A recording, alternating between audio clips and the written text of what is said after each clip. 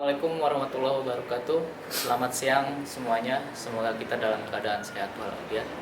Pada kesempatan kali ini saya akan memperkenalkan diri saya. Nama saya Miftah Farid.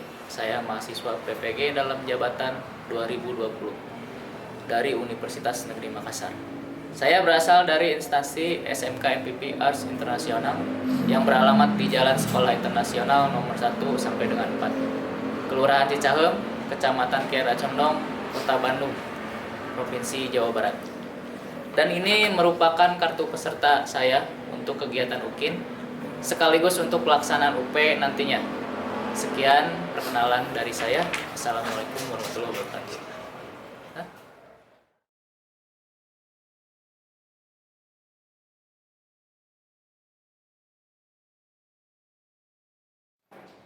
Berikut akan saya tampilkan model pembelajaran di masa pandemi ini. Mungkin ada beberapa protokol yang harus ditaati, yaitu 3M, seperti mencuci tangan, memakai masker, dan menjaga jarak. Berikut saya tampilkan video pembelajaran masa pandemi.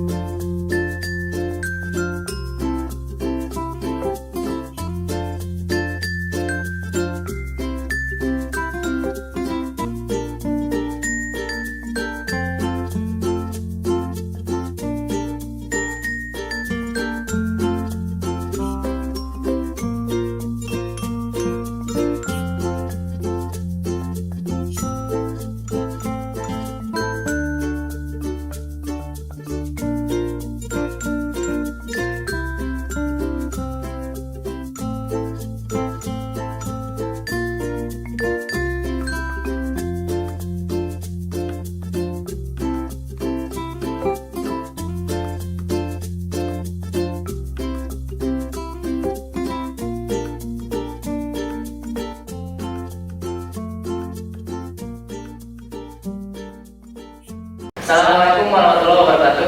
Waalaikumsalam warahmatullahi wabarakatuh. Apa kabar anak-anak? Baik, Pak. Alhamdulillah. Gimana hari ini? Alhamdulillah. Jangan lupa selalu menjaga protokol kesehatan ya. Ya, Pak. Ingat 3M. Apa aja? Bismillah. Memakai masker, mencuci Cuci tangan, menjaga jarak. jarak ya. Jadi kalian jangan dekat-dekat, yang kalau dekat udah geser ya. Jadi seperti itu. Ya. Sebelum kita mulai ya, alangkah baiknya kita berdoa dulu ya. Kira-kira hari ini siapa yang mau doa? Fatan? Ya, silakan Fatan.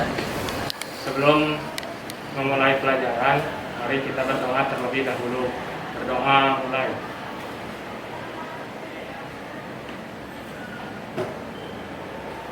Berdoa selesai, memberi salam. Assalamualaikum warahmatullahi wabarakatuh. Waalaikumsalam warahmatullahi wabarakatuh. Ya, sebelum kita mulai untuk pembelajaran hari ini, Bapak akan mengabsen dulu ya. hari ini karena kita lagi COVID, makanya tidak semua bisa masuk ya. Jadi dibagi-bagi. Jadi hari ini bagian kelompoknya anak ya. Anak, Hadir Pak. Alika, Hadir Pak. Chandra, Hadir Pak. Imam, Hadir Pak. Muhammad Zainul Rahman, Hadir. Muhammad Darul, Hadir. Muhammad Fatan, Hadir. Putri Deva, Hadir. Yahra Siti Utami. Hadir Pak. Hadir. Hadir semua? Hadir. Semua, alhamdulillah ya. Nah, sebelum masuk kita Bapak, marilah kita semua bersyukur ya kepada Allah Subhanahu wa taala. Kita masih diberikan kesehatan ya. Dan semoga kita selalu dalam perlindungannya dari wabah Covid ini ya. Mudah-mudahan kita selalu sehat ya. Dan semoga yang yang sedang terkena wabah ini cepat disembuhkan ya. Amin. Dan wabah ini semoga lekas selesai sehingga kita bisa belajar seperti biasa ya. Amin. Terus Bapak mau mengingatkan kembali, kira-kira ada yang masih ingat dengan materi daring minggu kemarin? Siapa? Siapa? Alika? Ya, Alika. Gimana? Pengenalan SQL dan instruksi SQL. Ya, betul ya. Jadi minggu kemarin pas daring kita belajar tentang pengenalan SQL dan instruksinya ya. Jadi instruksi itu dan pengenalannya kita sudah bahas minggu kemarin. Nah, untuk minggu sekarang kita akan mencoba membuat instruksinya diaplikasikan ke RDBMS-nya atau Relational Database Management System ya. Jadi ini yang akan membuat database-nya dengan bahasa SQL seperti itu. Nah, kalian walaupun masa Covid seperti ini, kalian harus terus belajar ya, belajar sungguh-sungguh. Jadi jangan karena kalian jarang ke sekolah, karena sering daring, kalian jadi malas-malasan ya. Jangan seperti itu. Belajar itu kapanpun, dimanapun, kalian harus tetap semangat ya. Karena itu untuk masa depan kalian seperti itu. Nah, sebelum masuk, nah ya, kalian boleh lihat di sini di layar apa? Kelihatan? Kelihatan? Kelihatan.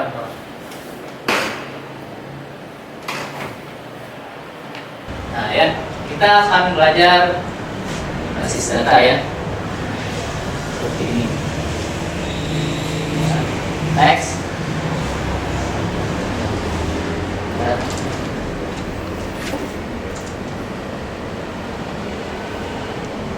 Nah ya. Nah ini kompetensinya ini ya. Jadi kompetensi tentang pengetahuannya kita akan menerapkan record. Tentang keterampilannya kita akan membuat record, tabel dan fill ya. Seperti itu.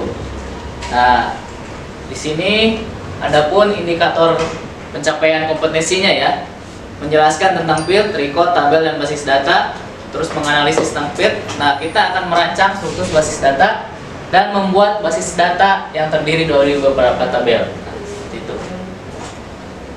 Ya, next lanjut. Tujuan pembelajarannya ini ya, setelah kalian nanti mengamati, terus nanti kalian berdiskusi, kalian diharapkan dapat ya menjelaskan tentang field, record, tabel dan basis data dengan baik dan benar ya. Yang kedua, dapat menganalisis tentang field, record, tabel dan basis data dengan benar. Yang ketiga, merancang basis data sederhana yang terdiri dari beberapa tabel dengan benar ya. Yang keempat, membuat basis data yang terdiri dari beberapa tabel sesuai dengan SOP seperti itu. Paham? Paham. Paham? Paham. Nah, seperti itu. Ya. Nah, ya, kita akan masuk ke materi ya. Di sini kita akan belajar pengenalan Microsoft Access ya. Nah, ini Microsoft Access ini adalah salah satu program pengolahan data yang digunakan untuk mengolah berbagai jenis data dengan pengoperasian yang mudah. Ya, kenapa mudah? karena kita setiap hari ketemu ya. Kalau kalian buka Microsoft Access, Word atau Excel itu sudah pasti ada Microsoft Access ya. Walaupun kalian jarang gunakan, tapi minimal kalian tahu, oh untuk apa sih akses ini. Nah ini salah satunya untuk membuat database seperti ini ya. Nah di sini ada berbagai ragam jenis tipe datanya ya, beserta ukuran data dalam Microsoft Access ya. Nah ini ada teks, ada memo, ada number, ada date, time, currency, auto number, yes, tono, oleh objek, dan hyperlink seperti itu. Next ya. Nah kita akan lihat bagaimana langkah-langkah membuat basis data ya. Di sini membuat basis data menggunakan Microsoft Access ya. Aksesnya akses berapa aja kalian pasti bisa ya. Yang pertama nih ya, kita buka ya, kalau Bapak ini Microsoft Access 2016 nah, ya. Yang pertama di sini kalian klik blank database ya. Nah ini terlalu cepat tadi, kita close dulu.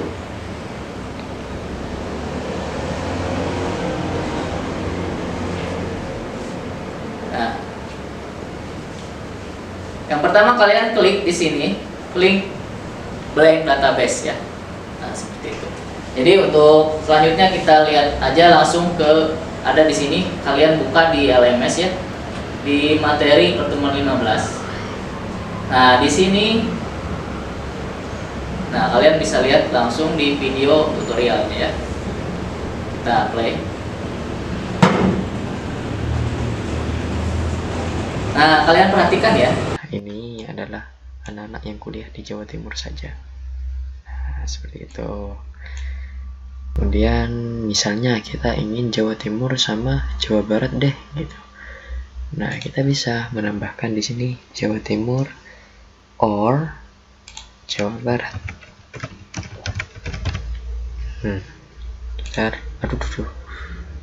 Kita run ya. Nah, ini dia. Di sini akan tampil yang Jawa Barat dan Jawa Timur saja. Jakarta dan Jawa Tengah tidak tampil. Seperti itu. Kemudian misalnya data inilah yang kita cari. Kemudian kita ingin mereport gitu, mencetak data ini. Kemudian berarti kita eksternal data. Ini dia. Create. Kemudian report. Kita save dulu ya. Kita save. Query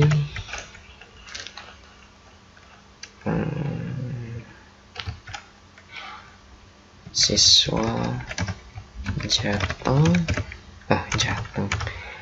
Jabar dan Jatim. Ini artinya data siswa yang kuliah di Jawa Barat dan Jawa Timur. Seperti itu. Oke kan.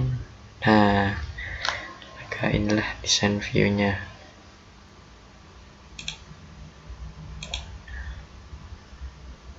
Desain kertasnya landscape. Mungkin pasti ini kertasnya tidak muat ya. Kertasnya tidak muat karena terlalu banyak gitu ya. Berarti ada data yang harus kita hapus. Jadi ini kita close dulu, bisa simpan. Nah, queue-nya ini kita hapus beberapa. Kita tidak butuh TTL, kita tidak butuh alamat, kita tidak butuh kode perguruan tinggi ya, seperti itu. Dan kita tidak butuh, betul lah, perguruan tinggi. ID siswa perlu, TTL, alamat, sama kode perguruan tinggi tidak butuh. Berarti kita desain lagi. Di sini yang tidak kita butuh tadi adalah kelas tidak usah ya. Kemudian ID siswa perlu, TTL tidak usah, alamat tidak usah. Kemudian nomor HP perlu, kode perguruan tinggi tidak usah. Provinsi, oke. Kabupaten, ya. Hanya ini saja. Kemudian kita run. Nah, maka dia hanya menambahkan ID siswa, nomor HP, nomor perguruan tinggi, provinsi dan kabupatennya. Nah, dan begitu kita bisa menghubungi anak-anak yang di Jawa Barat dengan nomor HP ini. Kita tahu di mana dia bersekolah dan di sinilah provinsinya di mana dia bermukim. Nah, Kemudian kita tuh create lagi report. Kita save, yes. Nah, ini adalah tampilannya, tampilan layout view-nya ya. Kita desain dulu kertasnya, kita jadikan landscape karena dia datanya melebar ya. Apakah landscape cukup? Anggap saja cukup ya. Kemudian kita lihat tampilannya. Nah, seperti ini. 26 November jam 12.25 kita membuat laporan seperti ini.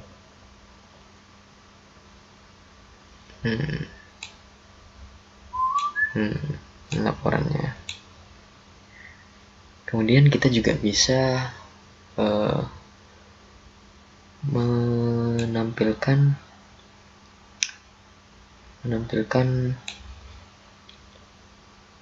mentransfer data ini ke Excel atau bisa juga ke Word. Nah, kita coba ke Excel ya. Nah, di sini tempat tempat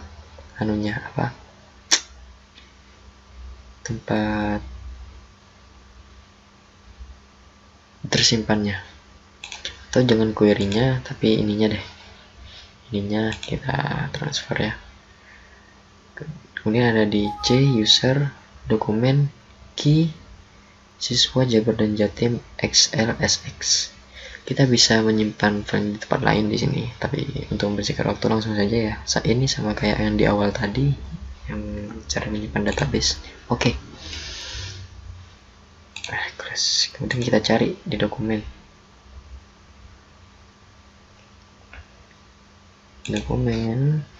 Nah, di sini ada Q siswa Jabar dan Jatim. Kita buka.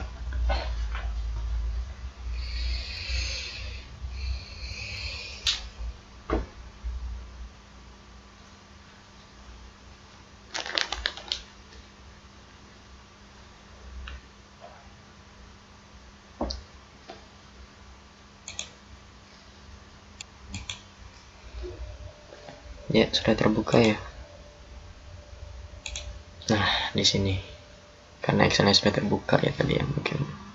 Nah, ini dia data siswanya. Kita perlebar ya. ID siswa tidak usah, tidak perlu. HP, nama, perguruan tingginya, masih tidak cukup. Provinsi, kabupaten atau kotanya. Nah, seperti ini. Kita bisa print. Nah, nanti kita bisa desain ini beri warna apa, seperti itu. Warna kuning misalnya. Seperti ini. Dan kita print untuk ini, untuk data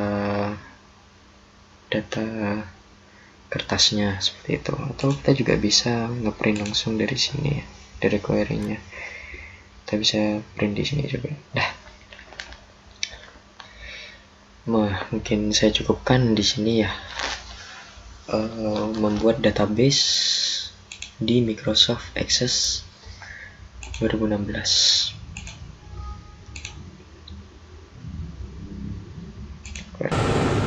Sini.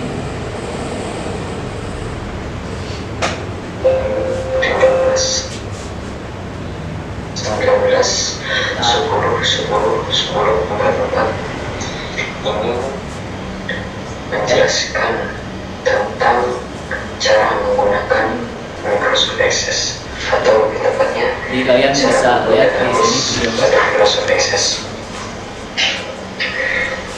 Microsoft Access yang saya gunakan adalah Microsoft Access 2016. Tapi langsung saja kita buka Microsoft Access. Ya, ini adalah tampilan awal Microsoft Access 2016.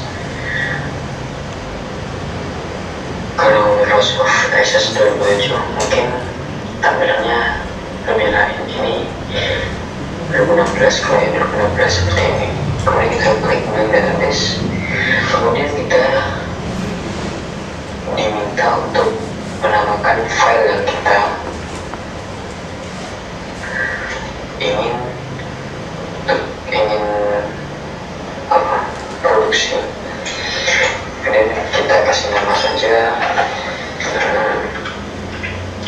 data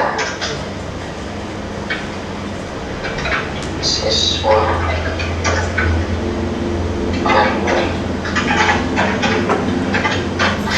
Oke, di sini adalah lokasi di mana data akan disimpan. Nah, ya. Jadi itu untuk membuat nama database-nya di situ ya, seperti itu. Nah, setelah kalian melihat video ini sampai selesai ya, tadi barusan udah kita tonton bareng-bareng videonya. Kira-kira ada yang mau bertanya nggak? Ayo, siapa yang mau bertanya? Silakan. Saya Pak mau bertanya. Penambahan data pada database dapat dilakukan tidak harus dalam sekali proses, melainkan dapat ditambahkan selang waktu kemudian. Untuk menghindari terjadinya inkonsistensi data ketika menambahkan data, maka hal yang perlu dilakukannya bagaimana? Ada yang tahu? Dari tadi video yang kita lihat tonton bareng-bareng. Ayo, siapa yang bisa jawab? Ya, pertanyaannya sangat bagus ya, pertanyaan Alika ini. Ayo, siapa yang bisa? Putri, Deva, Chandra, siapa yang mau? Gak ada yang mau bahas nih? Gak ada yang mau jawab? Sama Bapak. Aku ada. Hah? Ya, Jahra, gimana? Jawabannya apa? Jawabannya berusaha tidak menuliskan data yang sama. Ah, ya, betul sekali ya. Jadi untuk apa tadi? Biar apa, Alika? Biar tidak menuliskan data yang sama. Nah, biar tidak menuliskan data yang sama berarti harus Datanya tidak menuliskan data yang sama. itu jawabannya. Tadi pertanyaannya, Penambahan data. Penambahan data pada penambahan data biar tidak inkonsistensi. Jadi biar tidak konsisten ya. Bagaimana datanya biar tidak konsisten? Biar konsisten itu apa? Tidak membuat data yang namanya yang sama, nggak boleh itu. Ya, seperti ya. Ada yang mau bertanya lagi? Pak, Ya, Pak. pembuatan database menggunakan bahasa standar sistem manajemen database rasional. Penggunaan bahasa standar tersebut menggunakan SQL. Hal yang menjadi pertimbangan menggunakan bahasa SQL itu apa? Ya, ada yang bisa jawab? Siapa? Ada. SQL memiliki struktur yang lengkap. Ya, jawaban yang sangat bagus ya, benar. Ya, Eva juga pertanyaannya sangat itu kalau sangat susah ya pertanyaannya. Jadi kenapa itu harus menggunakan SQL ya? Karena SQL itu strukturnya sudah lengkap ya, makanya banyak RDBMS yang lain itu menggunakan bahasanya SQL seperti itu ya. Sekarang Bapak yang mau bertanya ya. Tiap record itu selalu memiliki data yang berbeda ya. Nah, kalau misalnya ada record memiliki data yang sama, itu harus bagaimana diapain? Ada yang bisa jawab? Saya Pak, saya izin menjawab. Ya. Jawabannya relation key. Ya betul. Jadi kalau misalnya ada record yang sengaja itu tidak sama, kalian harus menggunakan relational key seperti itu ya. Paham? Paham. Nah, untuk selanjutnya silakan kalian ya dengan kelompok masing-masing yang sudah dibagi, kalian pindah meja komputernya, nanti diskusikan satu masalah. Bapak mau coba kalian bagaimana menggabungkan tabel ya dengan query pada Microsoft Access ya. Itu ada 3 penggabungan. Kalian diskusikan masing-masing satu penggabungan ya. Silakan. Ya. Ya, kelompok 1 kalian akan membahas tentang gabungan luar. Kira-kira ada yang bisa ngejelasin apa itu gabungan luar? Jadi gabungan luar memberitahu query bahwa meskipun beberapa baris di kedua sisi gabungan sama persis, query harus menyertakan semua baris dari satu tabel dan juga baris dari tabel lain yang berbagai nilai umum pada kedua sisi gabungan. Ya, kelompok 2 kalian akan membahas tentang gabungan dalam ya. Kira-kira ada yang bisa ngejelasin gabungan dalam itu bagaimana? Gabungan dalam adalah salah satu di mana akses hanya menyertakan data dari tabel. Jika ada data yang terkait dalam tabel terkait dan sebaliknya, biasanya Anda akan menggunakan gabungan dalam. Saat Anda membuat gabungan dan tidak menentukan tipe gabungan apa itu, akses mengasumsikan Anda menginginkan gabungan dalam. Gabungan dalam berguna karena memungkinkan Anda mengombinasikan data dari dua sumber berdasarkan nilai yang dibagi-bagikan, sehingga Anda hanya melihat data saat ada gambar lengkap.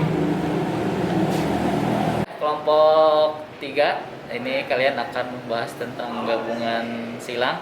Kira-kira ada yang bisa ngejelasin nggak apa itu gabungan silang? Gabungan silang berbeda dari gabungan dalam dan luar. Dalam hal ini tidak diperlihatkan secara eksplisit di akses.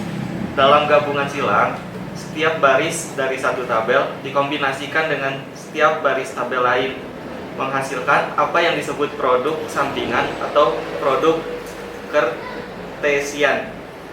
Setiap kali Anda menjalankan query yang memiliki tabel yang tidak digabungkan secara eksplisit, sebuah produk silang adalah hasilnya. Gabungan silang biasanya tidak sengaja, tapi ada kasus di mana mereka bisa berguna. Kalian lanjutkan diskusinya ya. Bapak tunggu untuk beberapa menit. Setelah itu kalian hasil dari diskusi itu presentasikan di depan ya. Silakan, siapa yang mau mempresentasikan hasil diskusinya pertama kali ya? Silakan. Kelompok kami akan mempresentasikan hasil diskusi. Akses menampilkan gabungan dan memperlihatkan panah yang mengarah dari sumber data ke tempat semua baris akan disertakan ke sumber data, di mana hanya baris yang memenuhi syarat gabungan yang akan disertakan. Kami dari kelompok 2 ingin mempresentasikan hasil kerja kami tentang gabungan dalam. Akses secara otomatis membuat gabungan batin jika Anda menambahkan dua tabel ke query dan tabel tersebut masing-masing memiliki bidang dengan tipe data yang sama atau kompatibel dan salah satu bidang penggabungan adalah kunci utama. Simbol satu dan banyak tidak ditampilkan dalam kasus ini karena integritas referensial tidak diberlakukan. Kami dari kelompok 3 akan menjelaskan tentang hasil diskusi kami, yaitu tentang gabungan silang. Gabungan silang dihasilkan setiap kali kita menyertakan tabel atau query dalam query kita dan tidak membuat setidaknya satu gabungan eksplisit untuk setiap tabel atau query. Akses menggabungkan setiap baris dari setiap tabel atau query yang tidak digabungkan secara eksplisit ke tabel atau query lainnya ke setiap baris lainnya dalam hasil. Pertimbangkan skenario repeat dari paragraf sebelumnya. Jadi dari hasil diskusi tadi Bapak dapat simpulkan ya. Kalian juga tadi sudah menyimpulkan dari diskusinya. Jadi penggabungan ini ada 4 ya sebenarnya. Cuman karena kelompok kita ada 3, jadi Bapak bagi 3. Ada penggabungan dalam, penggabungan luar, penggabungan silang ya, seperti itu. Jadi fungsi penggabungan ini adalah untuk menanyakan hubungan yang menjadi tabel ya, indikasi tabel ini bagaimana data dalam dua sumber bisa dikombinasikan ya. Jadi ada berbagai macam untuk menggabungkannya. Salah satunya penggabungan dalam, penggabungan luar, dan penggabungan silang seperti itu ya. Kira-kira ada yang mau ditanyakan lagi nggak? Sudah paham? Sudah paham. Ya, seperti itu. Ya. Ya, jadi kesimpulannya Microsoft Access ini penggunaannya sangat mudah ya, karena Microsoft Access ini sudah sering kita lihat ya. Jadi tinggal penggunaannya ini sesering mungkin, maka kalian bisa menggunakan Microsoft Access ya. Terstruktur Microsoft Access ini bisa untuk membuat aplikasi juga ya, seperti itu. Jangan lupa kalian setelah ini kalian harus mengisi post-test di LMS ya. Nanti Bapak nilai hasil post-testnya seperti biasa. Kalian juga harus mengisi LKPD-nya ya di LMS seperti itu ya. Mudah-mudahan hasil dari pembelajaran kali ini dapat bermanfaat untuk kita semua. Amin. Ya. Untuk mengakhiri pertemuan kali ini, sebelumnya Bapak akan menjelaskan untuk minggu depan itu sudah tidak ada pertemuan lagi ya, karena minggu depan adalah kalian PAS ya. Jangan lupa kisi-kisinya dibaca kembali di LMS ya.